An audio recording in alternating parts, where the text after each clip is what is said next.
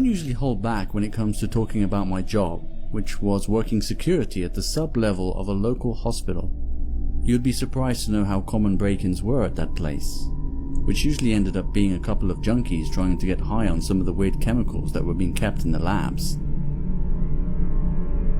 It started out as a regular graveyard shift at work, but I'll lead in with a curious backstory regarding the doors that led to the morgue. In order to keep the place more sanitized, they had recently installed sliding doors that would automatically open if someone passed in front of them, thus removing the need to touch any handles or doorknobs, and prevent anyone from leaving the doors open by accident. Hygiene played a major role at that morgue, and it had been on the agenda for the past few months. There wasn't anything really unique about the sliding doors, except for the fact that they would sometimes open and close by themselves.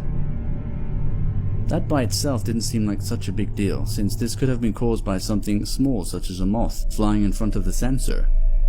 Until one night, I realized that it would always happen at the same time.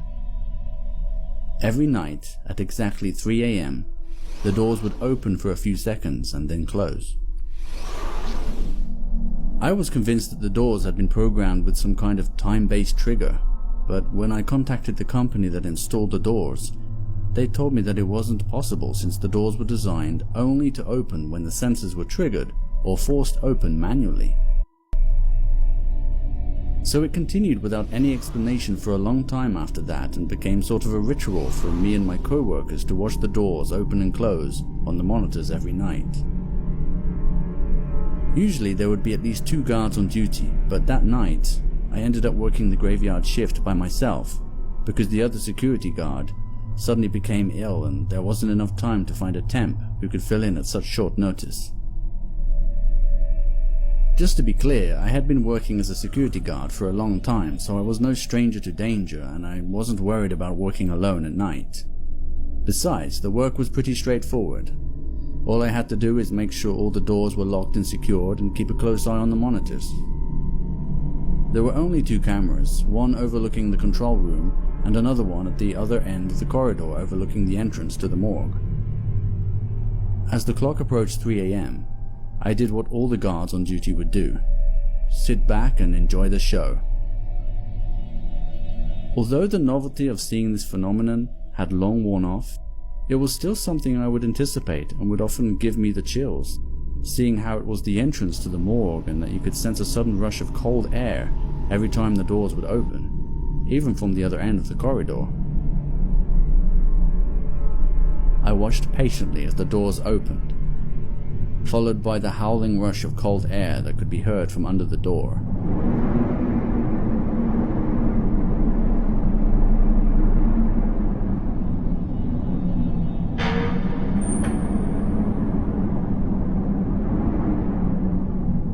It was when I glanced away from the door and looked to the monitors that I noticed something strange. The doors remained open. At first I thought it might be a glitch with the monitor and I was simply looking at a frozen frame, but then I saw the lights flicker. I waited for a few minutes, but it soon became clear that I would have to head on down to the end of the corridor since it was strictly prohibited for the doors to the morgue to remain open. As I stepped out into the corridor, I acknowledged a significant drop in temperature which I knew was going to get considerably worse as I approached the morgue. I gradually made my way down the corridor and turned the corner that ultimately led me to the sliding doors. I had hoped that the doors might have closed by the time I got there, but just as I had seen on the monitor, the doors were in fact still open and the camera was functioning normally. I tried waving my hands in front of the sensor, but to no avail. The doors would not budge. I reluctantly contemplated my next option, which was to test the sensors from the other side, requiring me to enter the morgue, but I decided to take a look around first to see if I could observe anything out of the ordinary. Only when I turned my back to observe the corridor did the doors finally close, which was quickly accompanied by a cold chill in the air. I could feel an overwhelming sense of someone standing right behind me as the hairs on the back of my neck began to spike.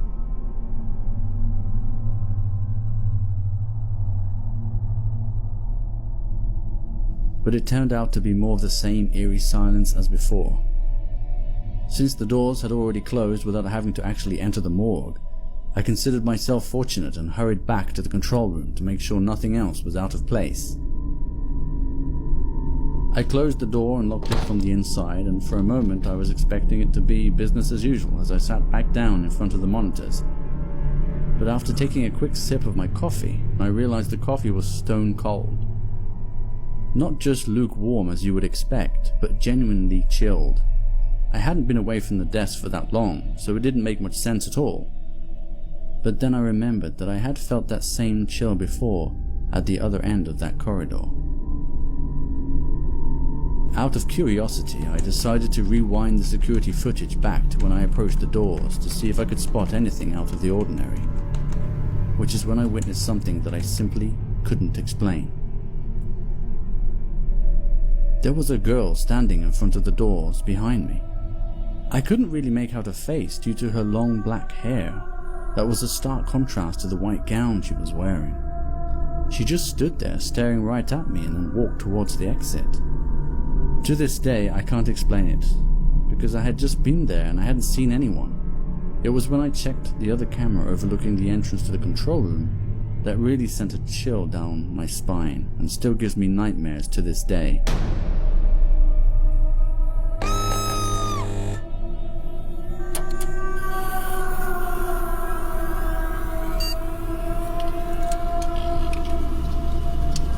When the lights came back on, it was as if nothing happened.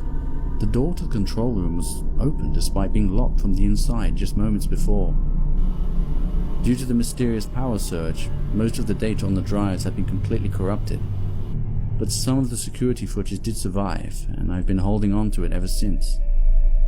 I guess now would be the time to ask yourself, do you believe in ghosts?